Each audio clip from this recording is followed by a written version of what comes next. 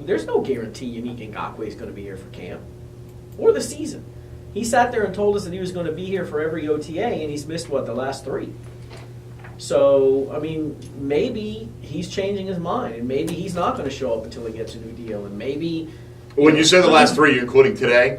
Yes. So he's not out there today? Not out there today. Okay. So, who knows? I mean, would it be a surprise if he doesn't show up for camp?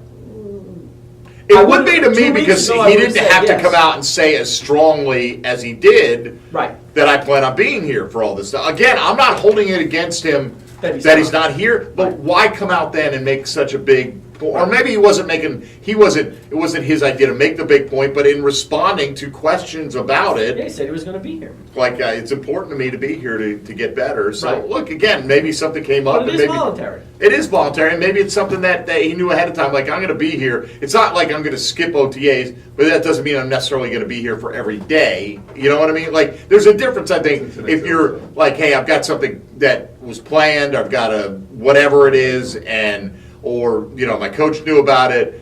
That's not the same as saying, hey, I'm going to be somewhere else entirely. So we'll see how it plays out. Still a week and a half to go with Yannick Ngakoue, but it does seem like the tune changed. His actions are not lining up with what he talked about last week. And it doesn't. I mean, he's working.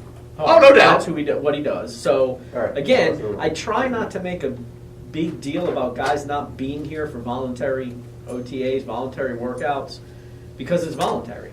And the only reason I would make not a big deal, but the only reason that it made me raise my eyebrows is because he said he was going to be here for a while. Right. So again, that now if you're the Jags, maybe he's talked to you and said, look, I'm still going to be here for camp, don't worry about it.